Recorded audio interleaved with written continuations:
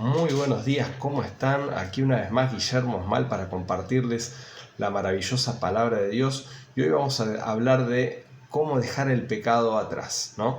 Y vamos a leer segunda de Pedro, capítulo 1, dice: Por tanto, puesto que Cristo ha padecido en la carne, ármense ustedes también con el mismo propósito, pues quien ha padecido en la carne ha terminado con el pecado, para vivir el tiempo que queda, ya no más en las pasiones humanas, sino para la voluntad de Dios, ¿no? Acá vemos claramente que Jesús es el ejemplo, ¿no? de lo que es dejar el pecado atrás. O sea, Jesús perdonó nuestros pecados, que era el obstáculo, era la barrera que había entre Dios y el hombre.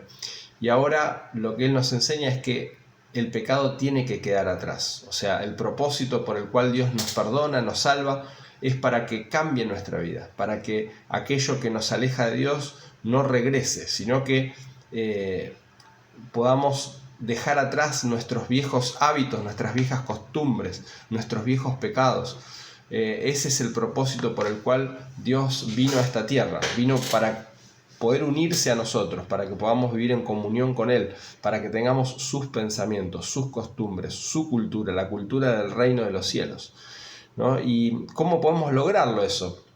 Y la Biblia nos explica, es clara, ¿no? Dice que cuando recibimos a Jesús en nuestro corazón, somos nuevas criaturas, ¿no? En 2 Corintios 5:17 dice: el que está en Cristo, nueva criatura es, las cosas viejas pasaron, todas son hechas nuevas. O sea, habla de una nueva etapa, un nuevo tiempo en el cual todo cambia, ¿no? Y en Romanos 12:2 nos dice claramente cómo cambiar nuestra vida y cómo dejar el pecado atrás. Dice: no se adapten a este mundo, sino transfórmense mediante la renovación de la mente, para que puedan verificar la buena voluntad de Dios, la cual es agradable, buena y perfecta.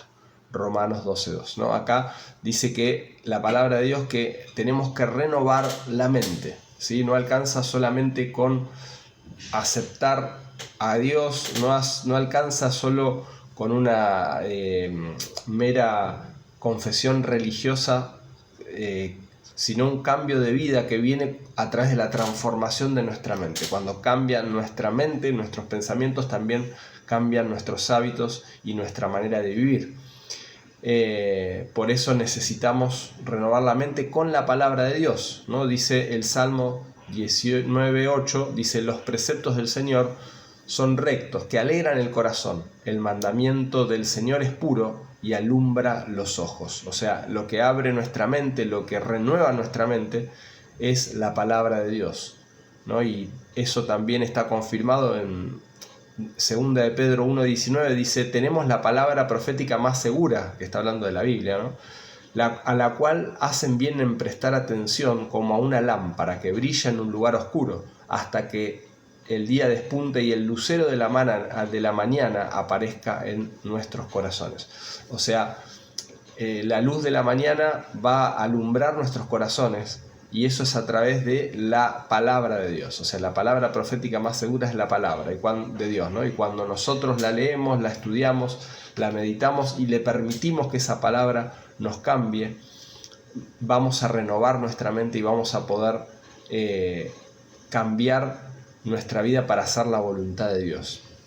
Si lo llevamos a la práctica, podríamos decir que una persona era violenta, era borracha, era adúltera, ¿no? Y se dedicaba a eso durante toda su vida, y un día decide, ¿no?, recibir a Cristo en su corazón y acepta, ¿no?, al Señor, pero no renueva su mente, no renueva su corazón. Entonces, al poco tiempo, por más que haya recibido a Jesús en su corazón, su mente sigue con los mismos hábitos, con los mismos pecados, y su vida no cambia. Entonces, de nada le sirvió a esa persona, ¿no?, haber recibido a Cristo. Lo importante es no quedarnos solamente con Jesús como una religión o como una mera confesión religiosa, sino que nuestra mente cambie y sea transformada para hacer lo que a Dios le agrada, ¿no? Y por último, Efesios 4:26 dice: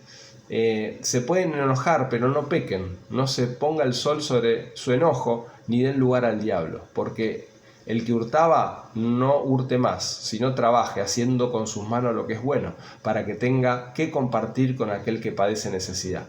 Ninguna palabra corrompida salga de vuestra boca, sino la que sea buena para la necesaria edificación, a fin de dar gracia a los oyentes, ¿no? Y después dice: quítense de ustedes toda amargura, toda ira, todo enojo, toda maledicencia y toda malicia.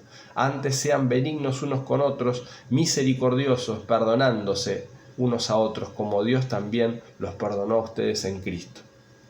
O sea, ahí vemos claramente el apóstol Pablo, ¿no?, en Efesios diciendo: cambien, ¿no?, de aquel que robaba, no robe más, sino que trabaje, ¿no? Aquel que decía malas palabras y tenía una boca bien sucia, bueno, esa persona dice: cambie su maledicencia por bendición, ¿no? Vemos claramente que si nosotros somos instruidos con la palabra de Dios, nuestra vida cambia. Y es realmente lo que vale la acción, no solamente las palabras, sino que tener a Cristo en nuestro corazón no es tener una religión, sino un cambio verdadero, profundo de nuestro corazón, que se manifiesta con acciones reales y tangibles que manifiestan el amor de Jesús. Así que bueno, les bendigo con esta palabra, que Dios renueve sus mentes, sus corazones, en cada área donde hay que cambiar, que Dios les dé luz. En el nombre de Jesús, amén y amén.